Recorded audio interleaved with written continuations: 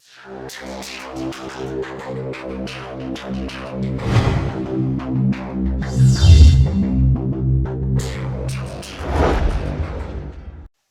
2022년 2월 26일 이정훈입니다. 러시아하고 우크라이나 전쟁이 점점 커져가네요. 오늘의 제목은 러시아 우크라이나 전쟁의 반면 교사로 우리는 핵을 가진 북한을 군사적으로 확실히 제압할 수 있나? 부족한 것은 무엇인가 살펴보기로 하겠습니다. 지금 북한을 두려워하는 분들이 매우 많은데 저는 북한을 우크라이나 정도로 봅니다. 제가 해외를 많이 돌아다녀 본 건 아닌데 북한도 한번 갔다 왔고요. 못 사는 나라도 가봤는데 제 기억으로 좀 가난한 나라로 보였던 나라가 라오스입니다. 근데 북한이 라오스랑 별 차이가 없다고 저는 봅니다. 근데 북한은 핵을 가지고 있죠. 그건 저는 간단하게 말해서 북한은 핵을 가진 우크라이나, 우리는 핵이 없는 러시아라고 봅니다. 러시아의 국가 GDP보다는 대한민국 국가 GDP가 많습니다. 인구는 물론 러시아가 더 많죠. 따라서 1인당 GDP는 우리가 훨씬 더 많습니다.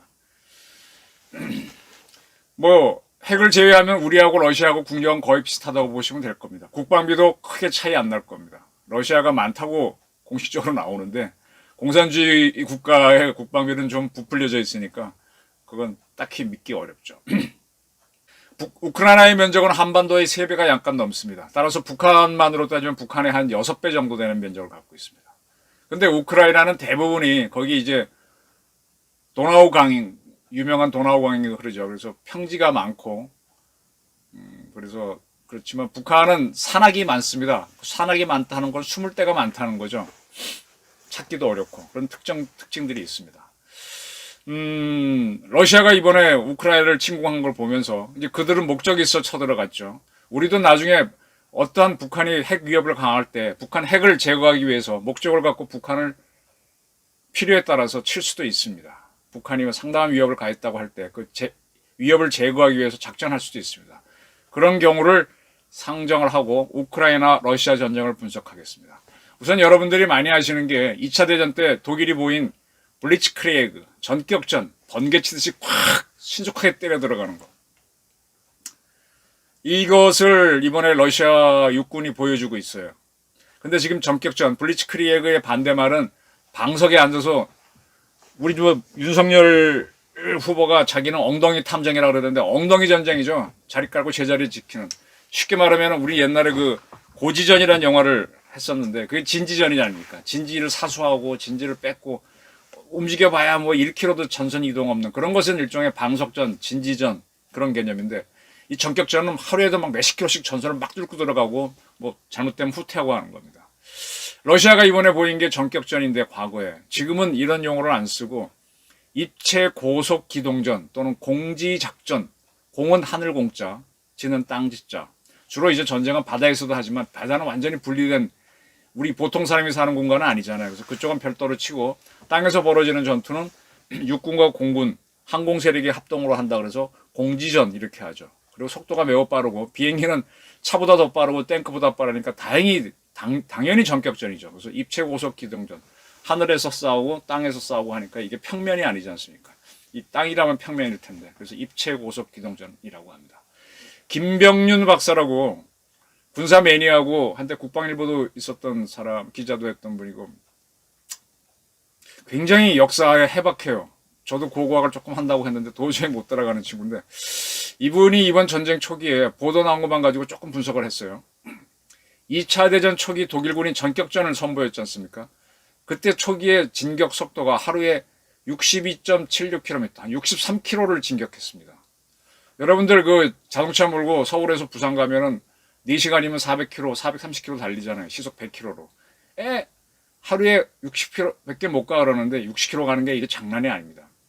6.25 개전 초기 우리가 하루 이틀 사흘 나흘 만에 서울이 함락이 되는데 그때 인민군의 하루 진격 속도가 하루 10km 정도였습니다.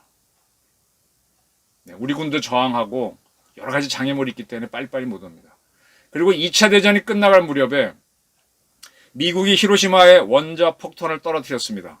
그러니까 소련이 나가사키를 떨어뜨렸습니다. 그러니까 소련이 갑자기 일본하고는 전쟁 안 한다고 이제 중립조약을 맺었었는데 그걸 파기 선언을 하면서 우리도 일본을 치겠다라고 일방적인 선전포고를 하고 만주로 들어옵니다. 그때 만주는 만주국이라고 하는 일본의 괴뢰 정부라고 할까 있었는데 그 만주를 차지하기 위해서 확 들어오는데 만주가 대벌판이잖아요.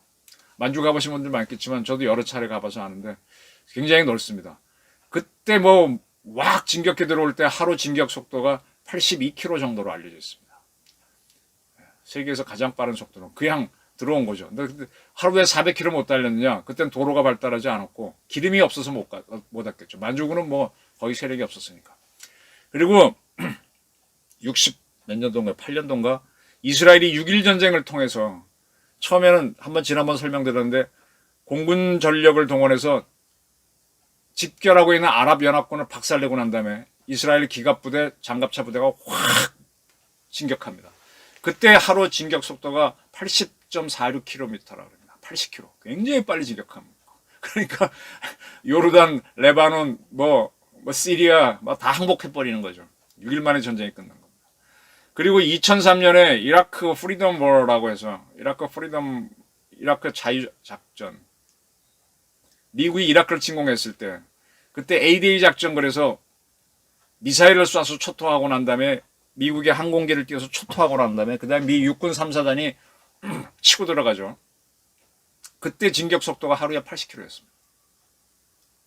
지금 개전한 지 얼마 안 되는 상태에서의 러시아군이 우크라이나로 쳐들어가는 속도가 하루 한 80km를 보이고 있습니다. 굉장히 빠른 속도입니다.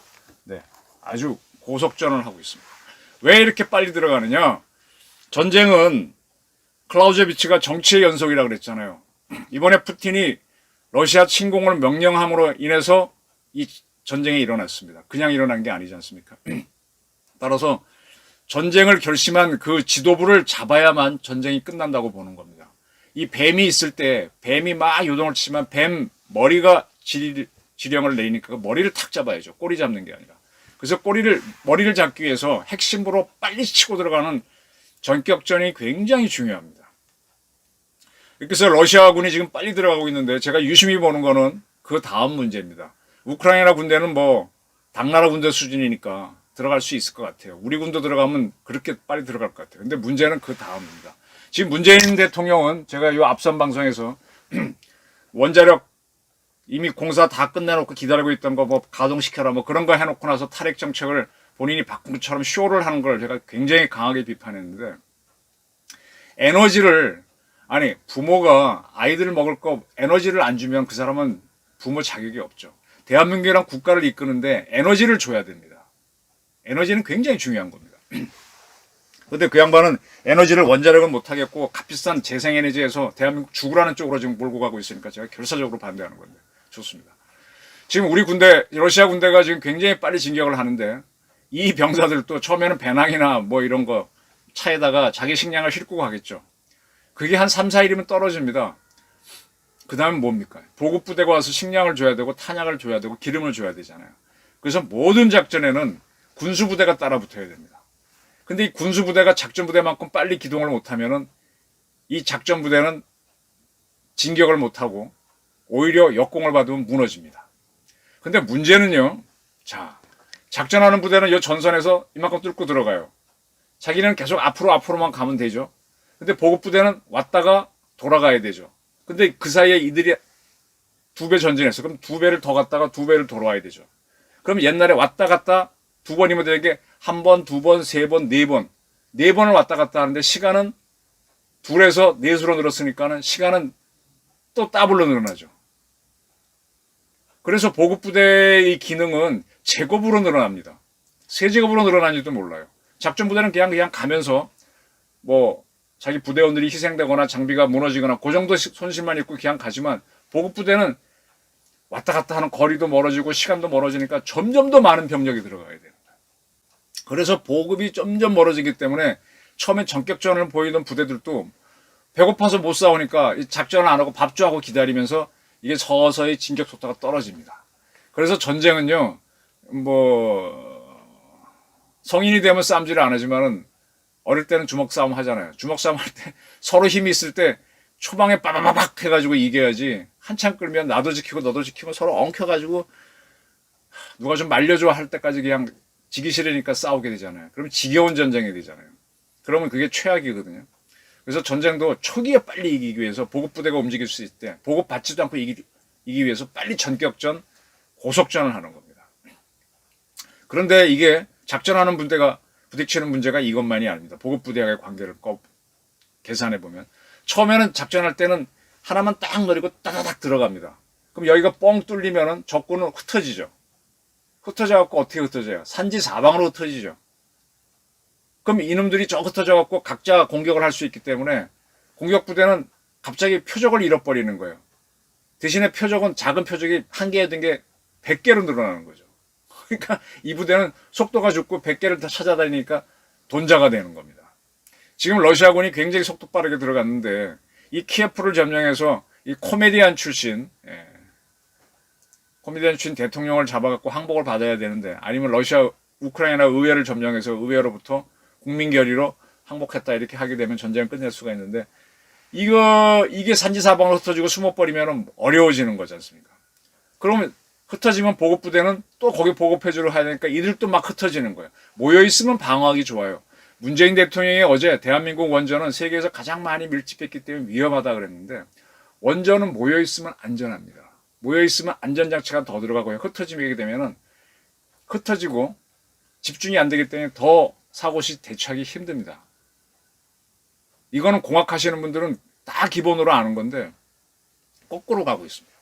그래서 이제 보급부대들이 흩어지면 보급부대는 자기 방어 능력이 없지 않습니까? 그러면 게릴라의 부대에 걸리면서 돈자되면서 그러니까 이게 뭔가 하면 임진왜란 때 부산에 상륙한 갓도 기요마사 뭐 그런 친구들이 쫙 서울로 보름 만에 한양을 쳐들어오잖아요. 그러면서 그 다음 문제가 뭐예요? 보급이 못 따라가지 않습니까? 그러니까 현지 보급하기 위해서 가장 곡창지대인 전라도를 쳐들어가는데 그거를 이순신이 바다로 막아주고 진주성이 전투에서 막아주고 해갖고 호남이 버티는 거 아닙니까? 그래서 그때 나오는 유명한 얘기가 양무 호남이 없었으면 시무국가 나라도 없었을 것이다. 호남 곡창을 지켜가지고 그걸 가지고 당나라군이 왔을 때 유성룡이 당나라군에 줘서 당나라군이 싸울 수 있게 해주는 거죠. 반대로 일본은 보급에서 문제가 생기니까 한양 점령하고 평양까지 간다면 전진을 못하는 거예요. 그러다 날씨 추워지니까 얼어 죽고 하면서 그때 당나라군이 오면서 평양성 전투에서 무너지면서 한양을 수복하고 일본군이 지금 이제 경상남도로 밀리게 되는 건데 러시아군도 지금 보급부대가 못 따라가면은 점령은 했지만은 다시 뒤로 후퇴할 가능성도 있습니다. 그걸 저는 지금 굉장히 유심히 보고 있어요.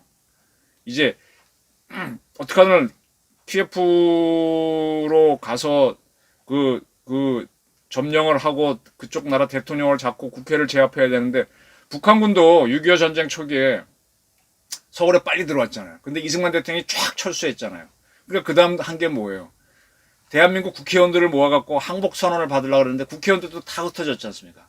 그래서 국회의원들을 잡아놓은 사람들을 끌고 북한으로 갔죠. 항복선언을 못 됐던 겁니다. 국회 개원할 숫자가 안 됐던 겁니다. 그 북한군이 서울 점령하고 나서 왜 3.1을 허비했느냐? 바로 내려오면 이겼을 텐데 바로 그 이유가 대한민국 항복시키려고 했는데 이승만 대통령이 잽싸게 빠져나갔다는 거. 그 다음에 그때 이제 2대 국회의원 선거를 해가지고 2대 국회를 아직 개원하기 전입니다. 당선자들이 국회의원들은 뽑아놨는데 국회는 열지 못했는데 그 국회의원들 모여라 그랬더니 안 모인 겁니다. 그러니까 그 사람 잡으러 다니다가 몇 사람 잡고 몇 사람들은 다 후퇴하고 하니까 국회를 개원할 인원이 안 되니까 에이 하고 다시 내려오는 사이에 미군이 들어오면서 우리를 지켜준 거죠. 지금 이 러시아군이 키예프의 뭐 일부 부대는 들어갔지만 대통령을 못 잡고 또 국회의원들을 충분히 못 잡으면 이 전선은 매우 힘들어질 수 있습니다. 러시아군이 보급을 제대로 못하면 매우 흔들어질 수 있습니다. 네. 아까 말씀드린 대로 보급부대는 작전부대에 비해서 부담이 2, 4, 8, 16, 32로 늘어날 수도 있고 아니면 세제곱 2, 8, 64 그 다음에 세제곱은 얼마인가 나 계산을 못하겠네. 확 늘어나기 때문에 이때 되면 이제 돈자가 되는 겁니다.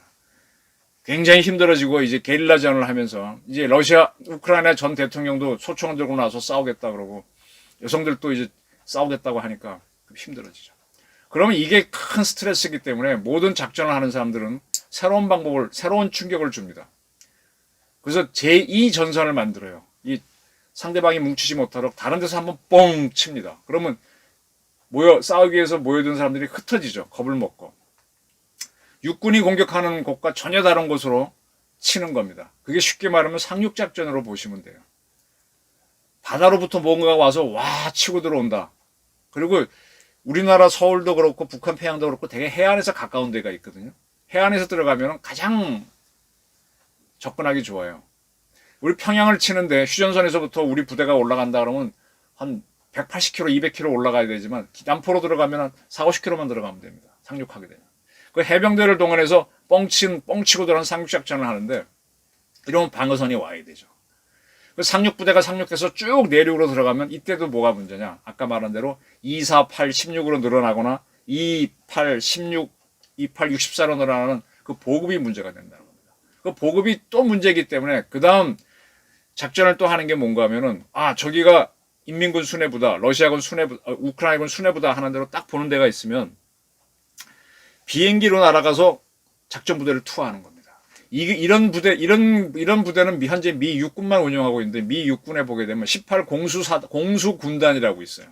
18군단인데 거기에 82 공수사단, 101 공수사단 두 개의 사단이 있습니다. 이 부대는 미 공군에 가면 C-17, C-5 같은 대형 우리 보잉 747보다 더 큰 그런 수송기를 타고 가서 거기서 전차까지 싣고 갑니다. 장갑차. 그래갖고 일개 사단을 투하합니다. 그러면 가장 가까운 싸우지 않고 가장 가까운 곳에 떨어져 갖고 적 수뇌부를 잡는 거죠. 그래서 공수사단이 필요합니다. 공수사단이. 그렇게 해서 전쟁을 오래 안 끌고 적을 항복시키는 걸로 가는 게 이게 작전입니다. 자, 이 정도 이해하셨으면 러시아군에는 공수사단이 없는 걸로 알고 있어요.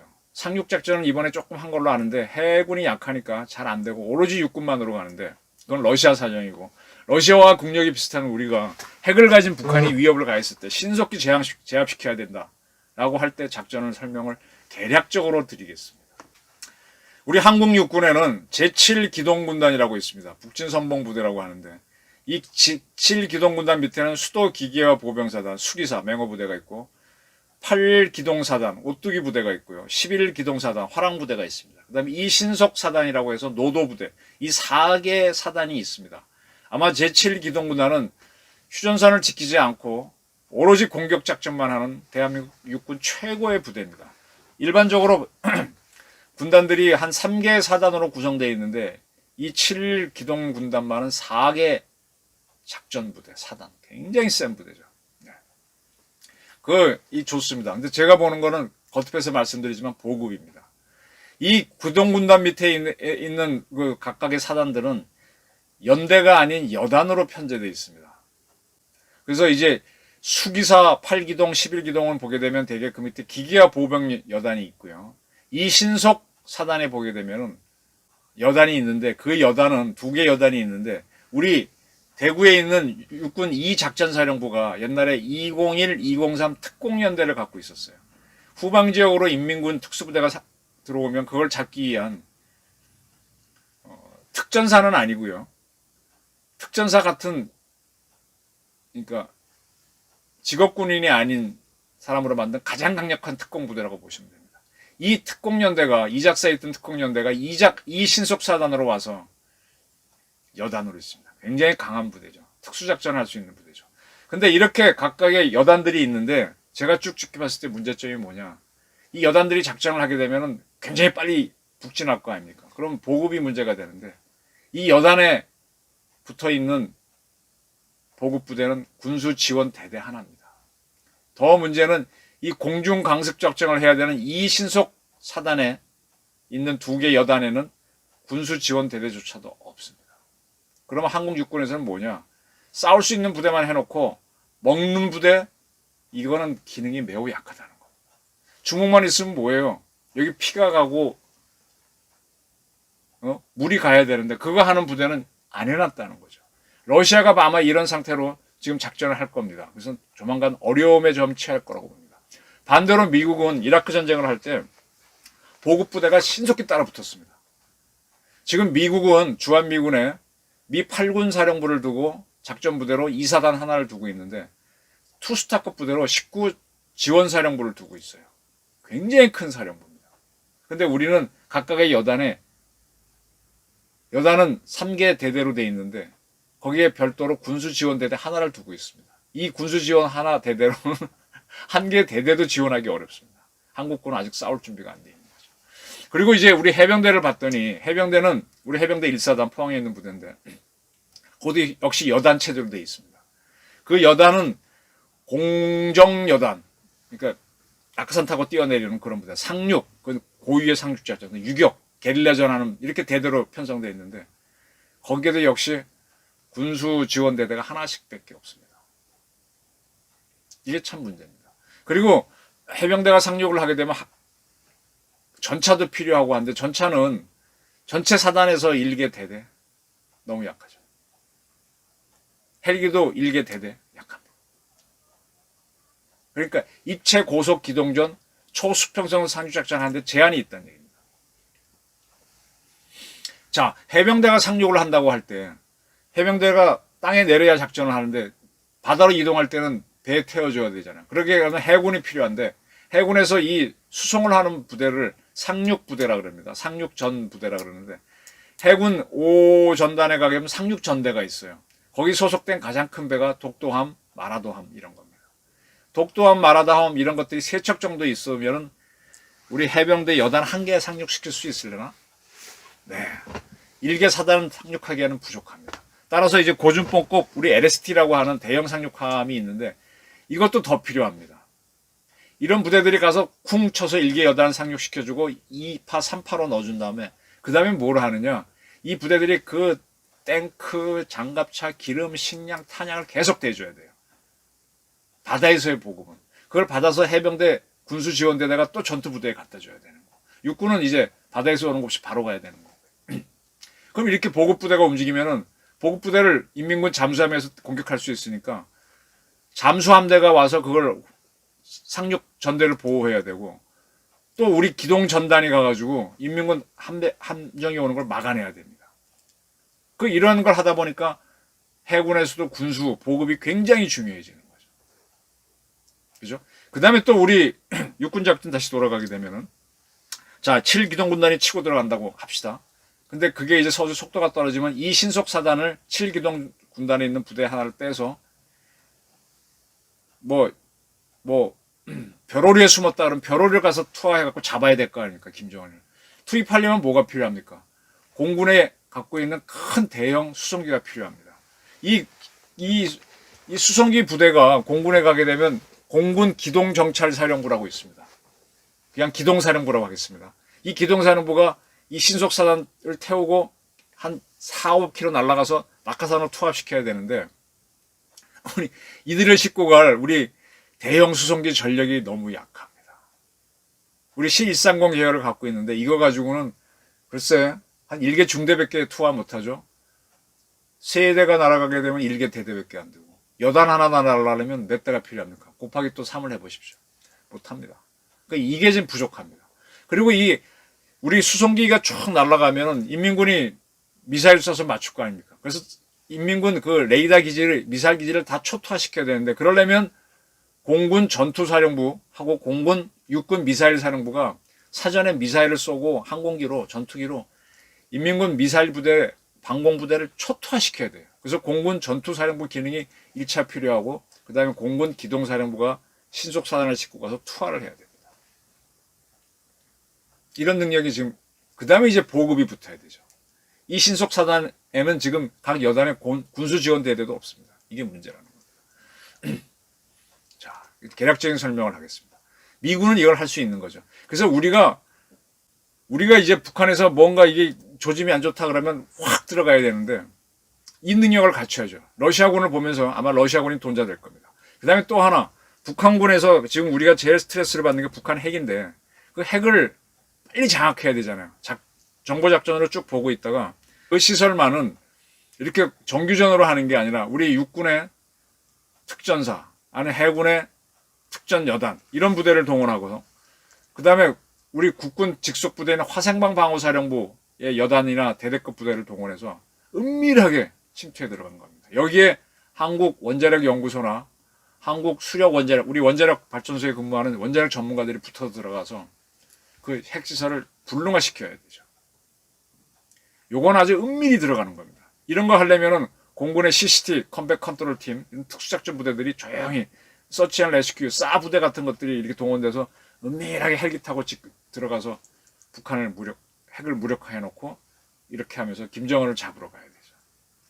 그러니까 이런 능력을 이번 러시아하고 우크라이나 전쟁을 보면서 러시아군이 우리 저는 돈자될 거라고 보는데 이 전쟁하고 과거 이라크를 들어갔던 미군의 작전을 보시면 현격한 차이가 날 겁니다. 지금 다시 한번 말씀드리지만 북한이란 나라는 핵을 가진 우크라이나예요. 우리는 핵이 없는 러시아로 보시면 국력이 비슷할 겁니다. 근데 북한에서 뭔가 위협을 갔을 때 그 위협은 훨씬 크거든요. 우리는 핵을 빨리 제압하면서 북한군을 무력화시키면 그러면 중국이 참전할 기회도 없습니다. 뭐 동원하다 끝나는 사이에 후딱딱 해버려야 됩니다. 이런 능력을 갖고 있을 때 북한이 겁을 먹고 우리 대화하자면 대화로 나오고 그러면 그 능력을 현시만 해도 보여만 줘도 북한이 뭐 대화로 나오면서 평화 토일의 기회가 열리는 거죠. 이것이 지금 이재명류나 문재인류 무슨 뭐 평화 운운하는 자들이 얘기하는 게 싸우지 않고 이기는 부전이승이 손자병법은 최고라 그러는데 손자병법을 다시 보면은 적을 때릴 수 있는 병력을 소탕할 수 있는 벌병 능력이 있고 저의 핵심 도시를 공격할 수 있는 공성 능력이 있고 저쪽을 외교를 완전히 고립시키는 교는 외교할 때 그 7벌 완전히 고립시키면은 그러면 상대의 모략이 전략을 무력화되기 때문에 벌모가 돼갖고 부전이승 이렇게 돼 있습니다. 지금 우리가 북한하고 대화해서 통일하는 게 아니고요. 압도적인 군사력.